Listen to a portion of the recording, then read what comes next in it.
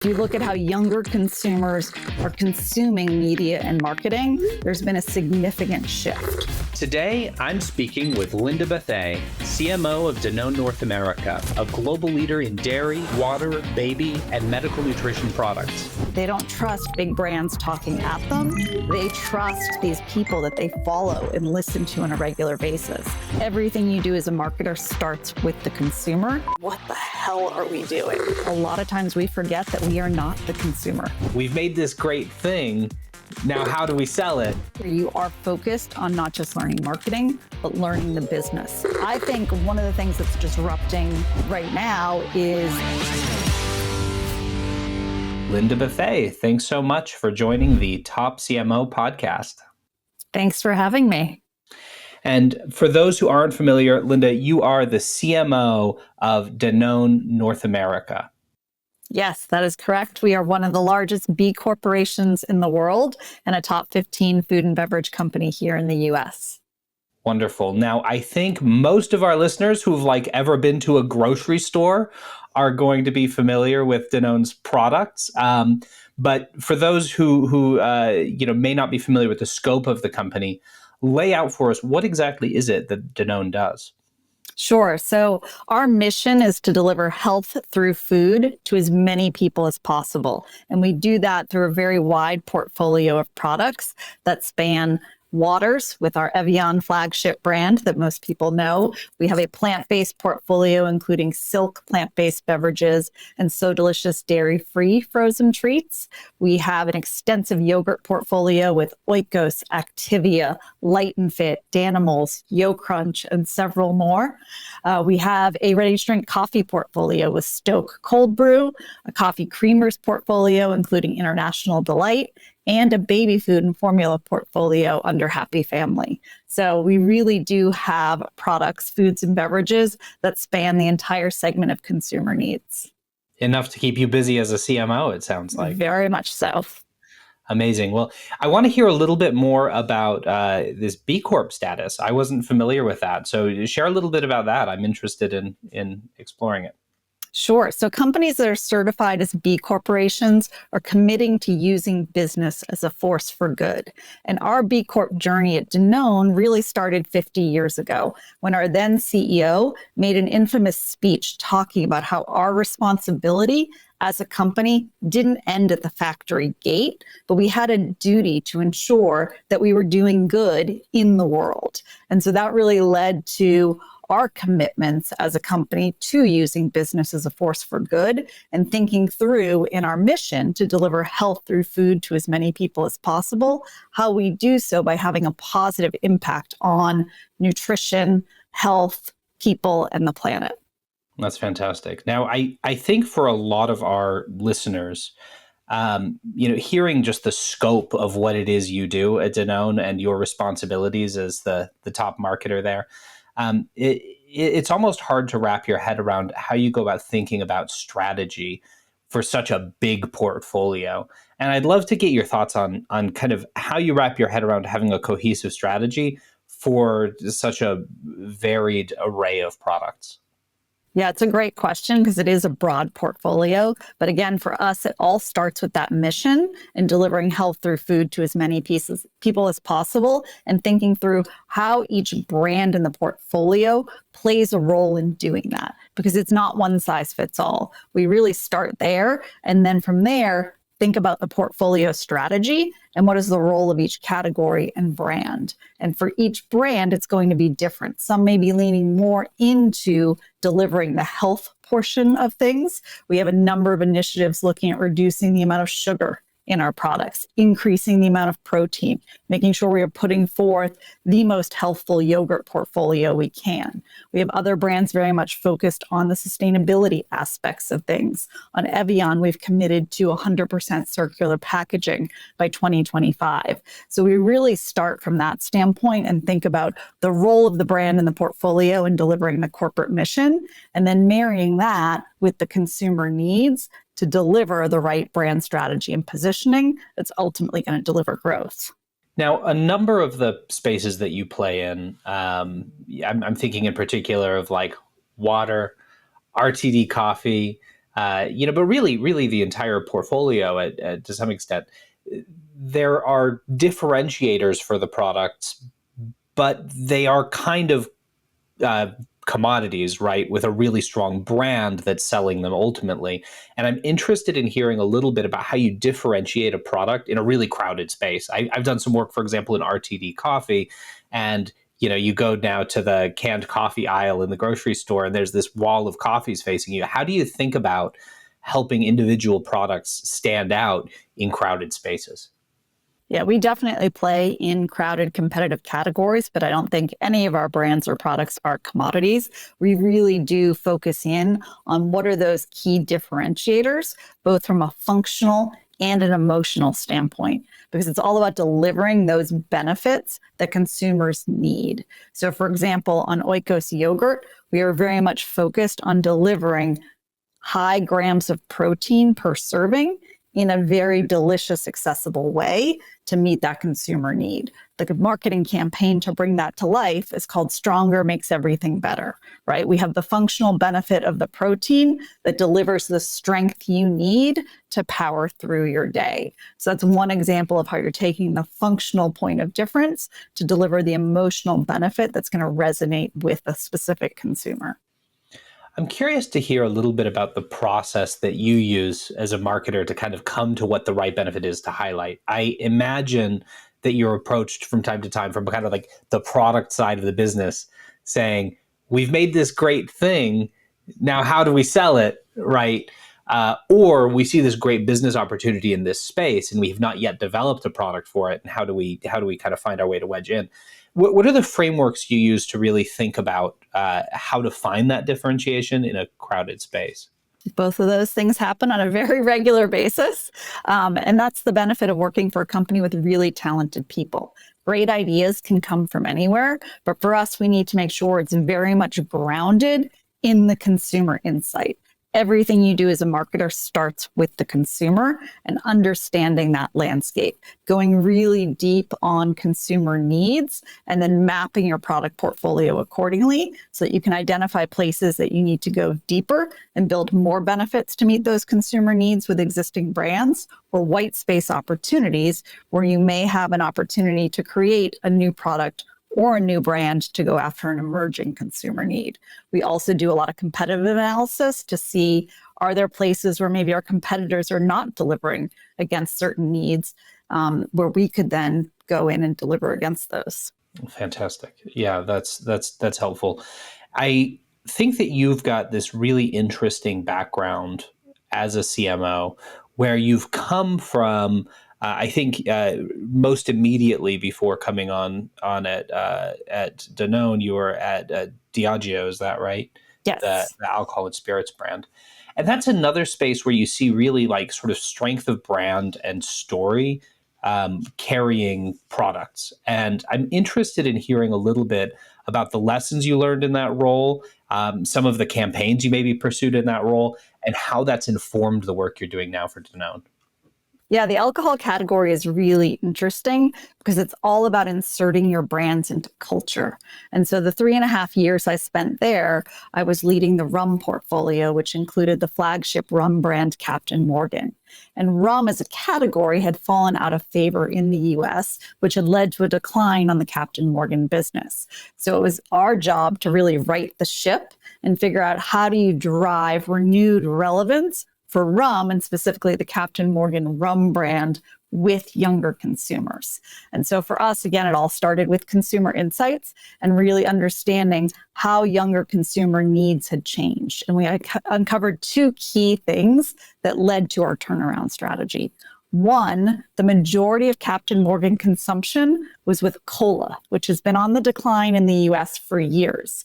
And younger consumers weren't drinking cola at all. So they had no clue how to consume Captain Morgan, right? The go-to drink is a Captain and Coke at the bar. If you're not drinking cola, what do you order? It's not going to be Captain. So we had to really think through our drink strategy and come up with a diversified strategy to go after that younger consumer. The other piece we uncovered is that younger consumers were having more shots occasions. And Captain Morgan rum was not consumed as a shot versus some of the key competitors that have emerged over the past few years, like Fireball, et cetera. So that led us to partner with our R&D team on an entire shots portfolio of innovation to capture that key occasion with the brand.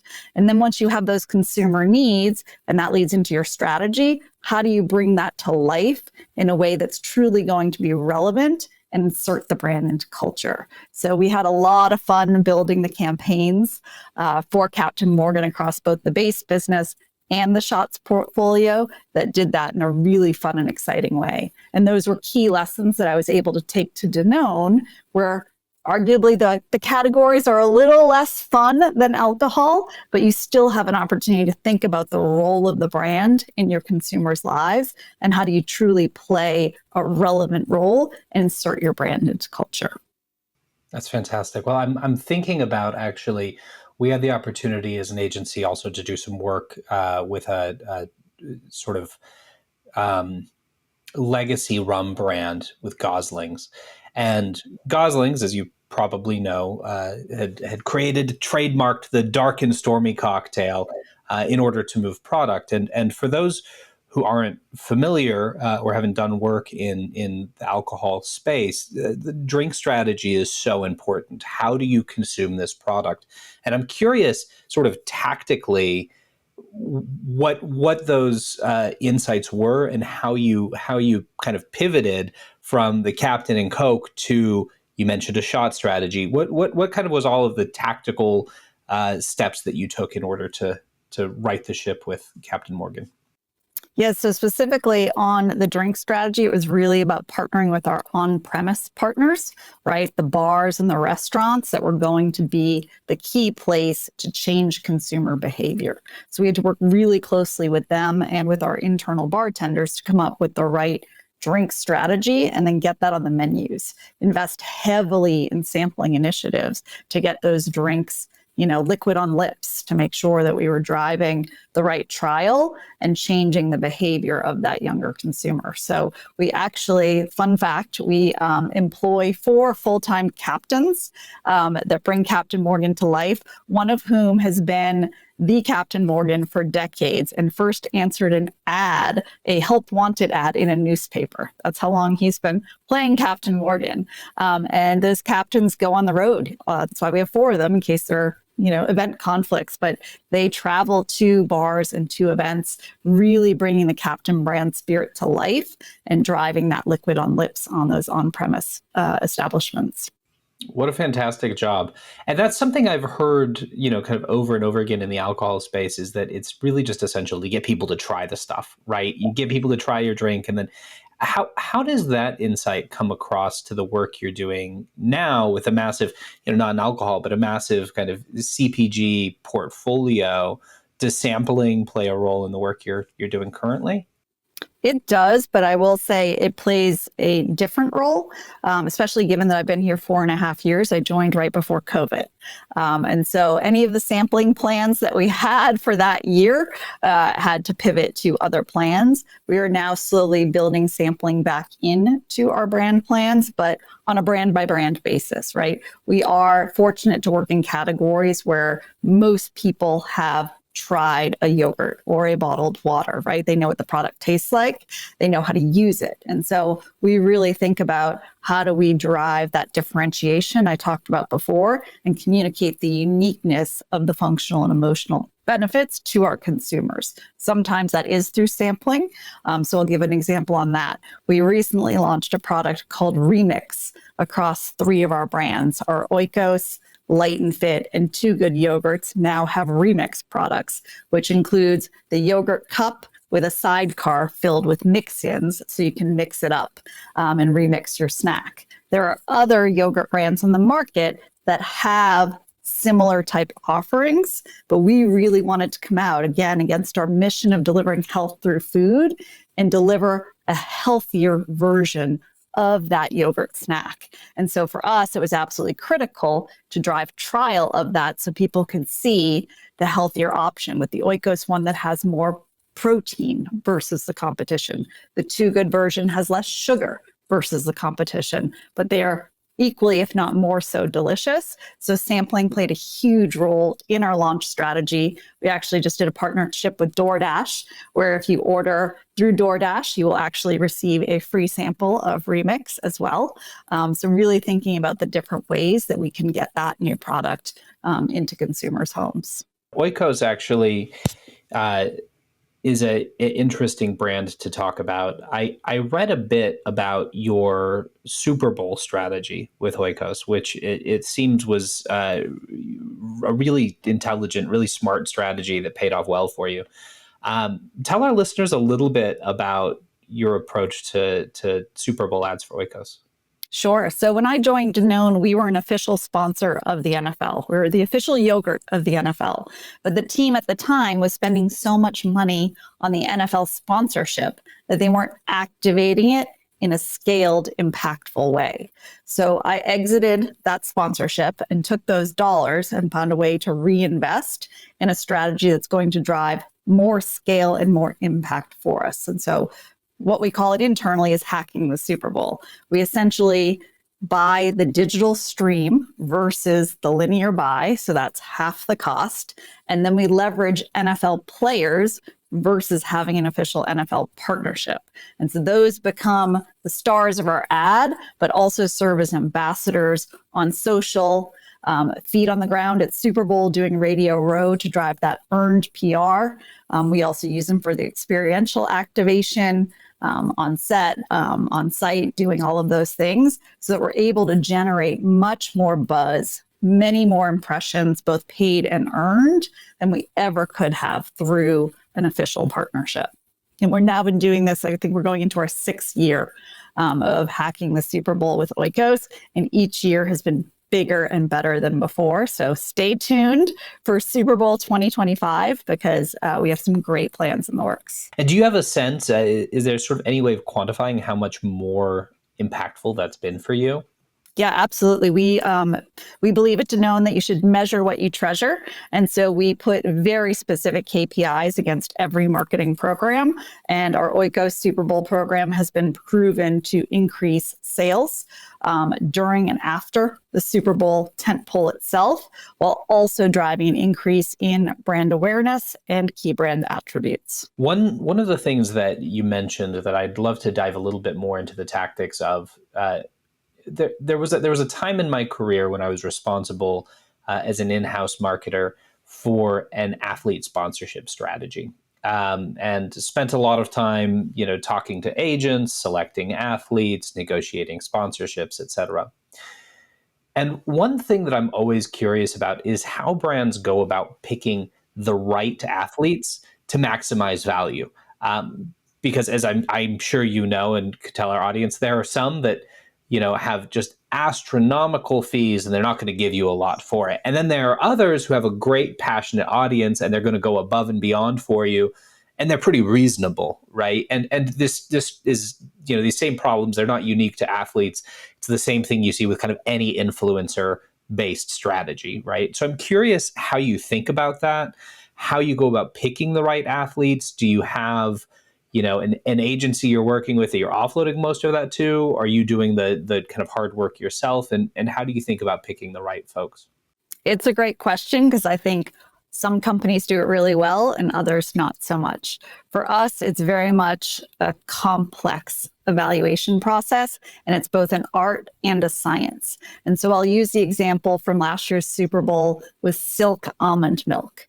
We knew that we wanted to do the Super Bowl. We knew we wanted to make a big splash, and we knew we would need a celebrity to drive the breakthrough. But to your point, a lot of the celebrities here and drive the breakthrough at Super Bowl are cost prohibitive. They are millions of dollars for a 30-second spot, and you get nothing else. We couldn't afford that, so we definitely had budget constraints. But more than that, we wanted somebody, to your point, that was going to go above and beyond and do those additional things that would really make a difference for us beyond Super Bowl, and also somebody that felt authentic to the brand. We we really like to work with people that don't feel like paid sponsors, but somebody that, are actually fans of our brands. And so we do work with an amazing agency called Burns Entertainment. And so we talked through all of these considerations and ultimately vetted over 50 different options for talent to star in this. And what it ultimately came down to was Jeremy Renner fit all of those and more, right? He had the right awareness scores. He fit the profile of, the family that we were going after with this consumer target, right? He's a dad to a 12-year-old daughter. He, as most people know, was one of the most Googled celebrities last year following his near-death accident and his road to recovery. And a key piece of his journey to recovering his health was using silk almond milk in his smoothies every day.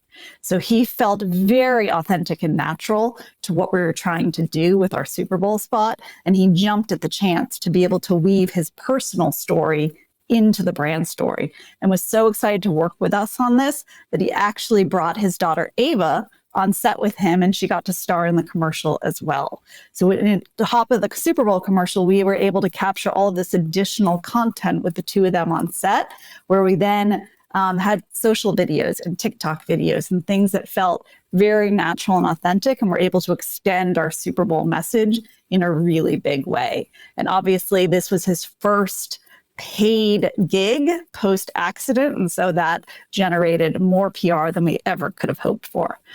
So all in all, it was a very much a high ROI for a talented celebrity. That's incredible.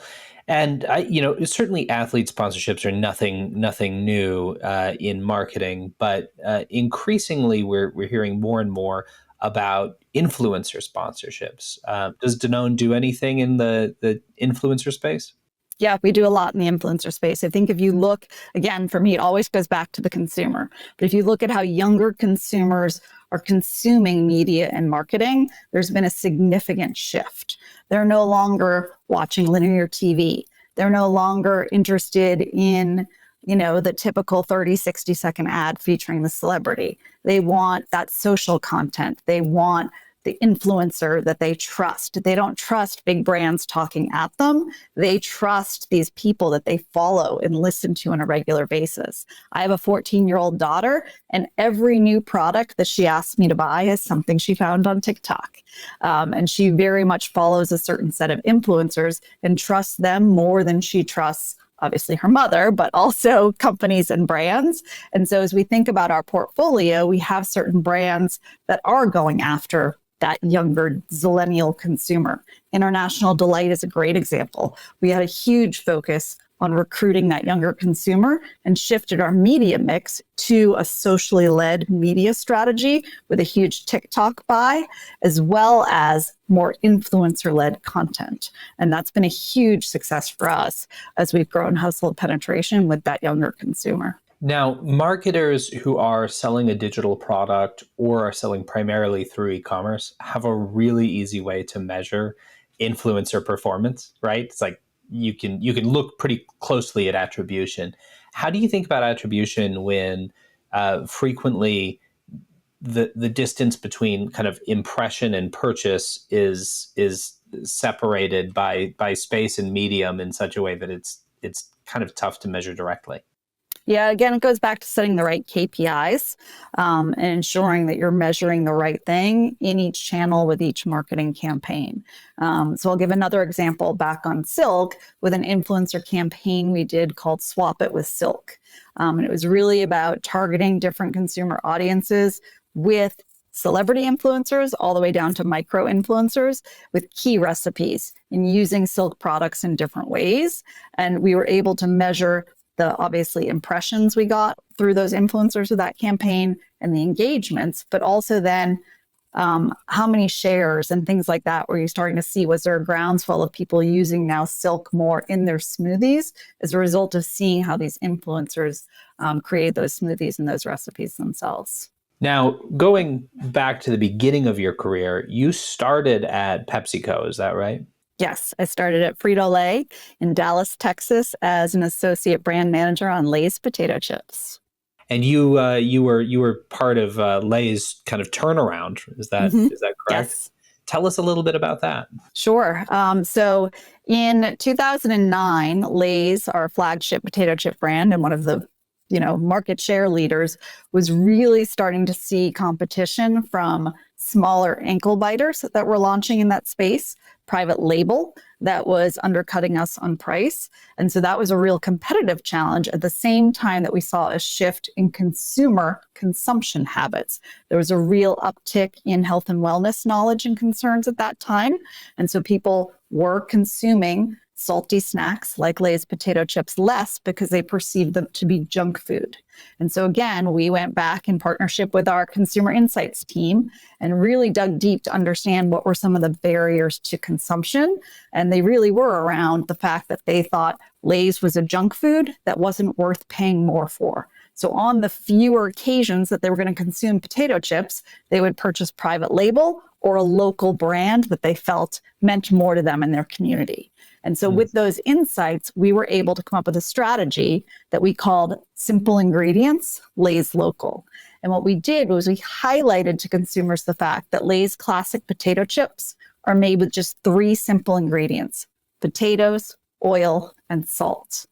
And that was mind-blowing for most of our consumers who thought that it was a bag full of junk. But in fact, it wasn't. It was homegrown potatoes, oil, and salt. And then we took that one step further and we built a campaign that showcased the actual farmers that grew the Lay's potatoes all across the US.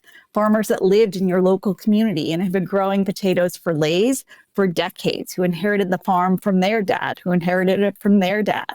And so it really brought to life Lay's, the brand, in a new light and really showed that we were part of the fabric of communities all across America, putting out a really simple, high quality product.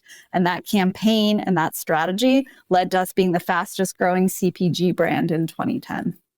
Wow, that's incredible, and that's a trend that we've seen, take off across the industry. This kind of local ingredients and simple ingredients. I think that's fantastic. That's a great insight.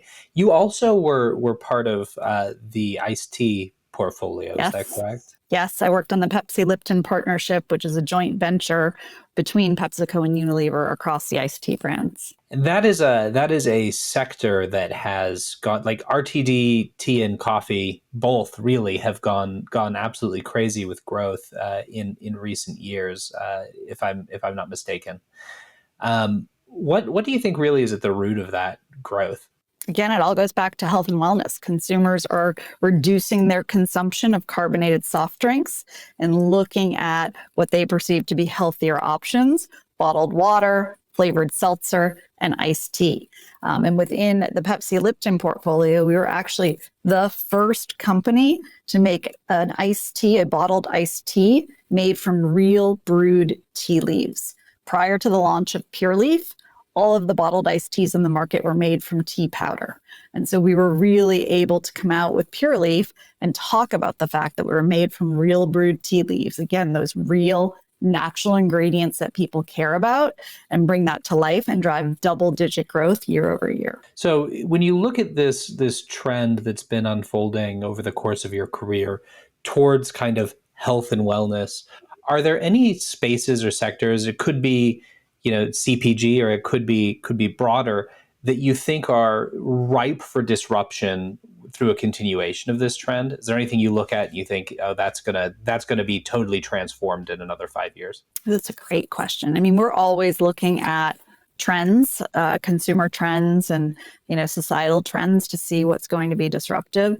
I think one of the things that's disrupting the right now is the growth of GLP-1 drugs, right? We're seeing more and more consumers take these drugs for different reasons. And as they become even more accessible outside of the current injectable form, I think that growth will continue. And based on the research we've done, it's really difficult for consumers taking those to get the nutrients they need in their diets. And so, Danone, as well as I'm sure other companies, are looking at, what are the right products, and advice that we can give to help make sure that people are eating the right amount of nutrients and getting the balanced diet they need while on those drugs. And for those who aren't familiar with the term, GLP-1 drugs are like Ozempic, Wegovy, those types of weight loss drugs, largely injectable. Well, that's fantastic. I think that's really interesting. I'm thinking of an article I read in I think it was the Wall Street Journal, that actually there were some brands whose stocks were diving because they sold like junk food, and there was worry about people reducing their consumption because of the how widespread these drugs are. And I think that's a really interesting point. Who do you think outside of the kind of pharma industry are going to be the biggest winners and losers of this new trend? Technology is going to have to play a role. I think tech's disrupting everything. It's very top of mind because I spent a full day last week in an AI immersion. So I think there'll be, some type of tech disruption in that space that we haven't seen yet. And speaking of AI, we talk a lot about this on this show, and I ask everyone some version of the question: what do you think marketers are missing about AI? Like, what do we not understand that we really should understand more broadly?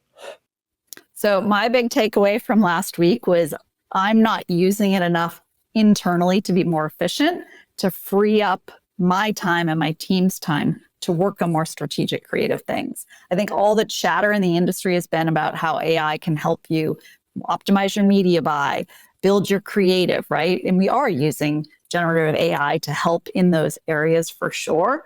But what people aren't talking about is how it can help you be more efficient and effective in your day-to-day job, which then enables you to be more strategic and creative in your day-to-day job. So I think that's the big unlock.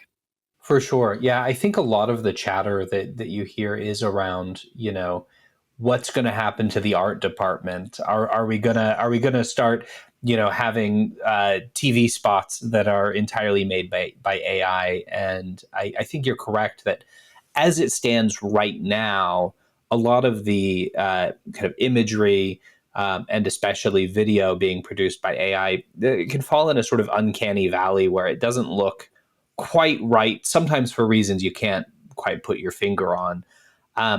But where AI is having an immediate impact is absolutely as a productivity boost to take care of a lot of those administrative tasks and enable you to spend more time on kind of the really high value creative work. So that's a fantastic insight. I love that. We've talked a lot about your successes and some of the things that have worked really well throughout your career, some of the great insights you built and tremendous experiences you've had. Can you think of any tremendous failures you faced in your career? Anything that just didn't work, and what did you learn from it? Yeah, I think every marketer's had, the wall of shame, as I call it. You have your wall of fame and your wall of shame. And I think it's really important that you celebrate those failures and learn from them.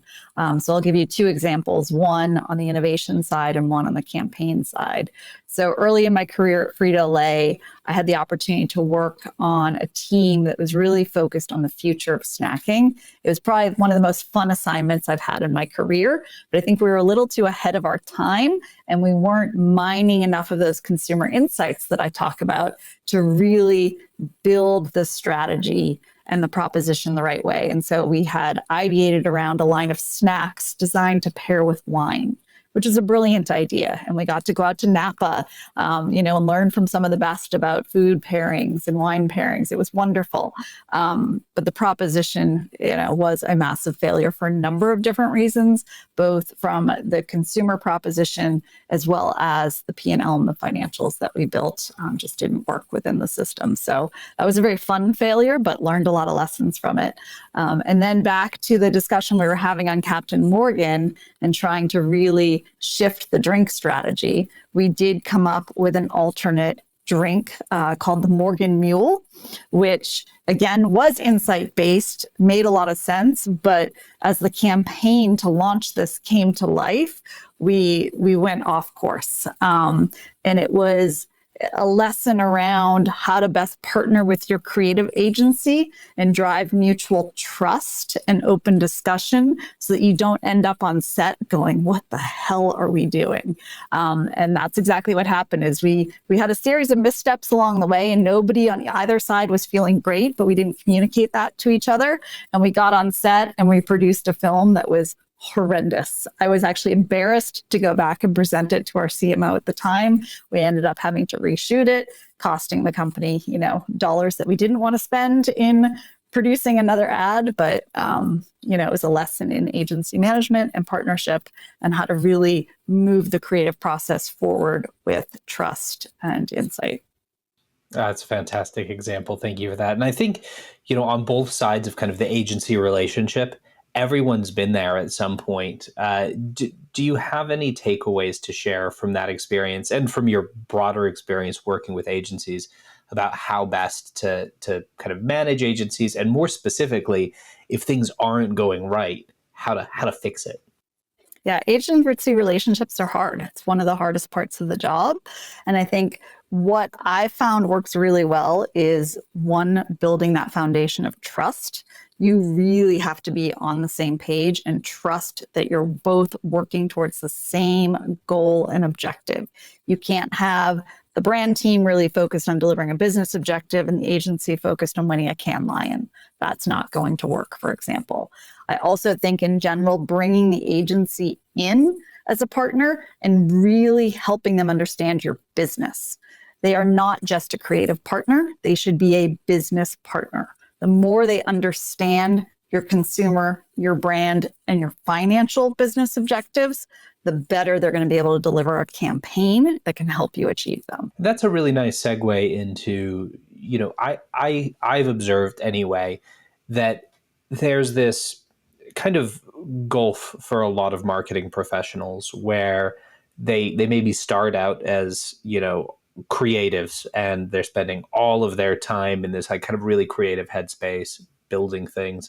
And as they advance their career, they hit a point where, in order to continue an upward trajectory, they've got to figure out how to really understand business and how to understand business metrics, how to understand numbers, how to speak to a CFO or a CEO. And a lot of marketers can never kind of clear that gap. Do you have any advice for a marketer who's trying to take that next step in their career and trying to really learn to understand and communicate the business side of what they do? It's absolutely critical. I talk to our CFO on a near daily basis. It's one of the most important stakeholders I have as a CMO. And I think my training at Frito-Lay really set me up for success. As an ABM there, you are focused on not just learning marketing, but learning the business. They call it knowing the business cold. And so that's my advice to every marketer, is know the business cold. Know the figures as well as your finance partner. I spent days and nights with my finance partners, really going through every line item of the P&L to make sure that I understood it. Yes, I was the marketer. I was responsible for the A&P line item, but you have to understand how that works with every other line item as well if you want to succeed as a marketer in business. That's fantastic. Thank you for that. And for a person who maybe, doesn't have a company culture that really stresses that, or maybe a person who doesn't have an MBA and probably isn't going to go back and get one, do you have any recommendations for how they can start honing those skills on their own? Yeah, I mean, seek out those finance people in your company, right? Ask the questions. A lot of people are looking for a mentor 2 or 3 levels up in their function. Seek cross-functional mentors. Take an assignment, a lateral assignment in another function. The most I've ever learned in my career was when I took a year-long rotation into the field sales organization at Frito-Lay. I knew that's not what I wanted to do for my career, but I learned more in that 1 year than my prior 6 combined.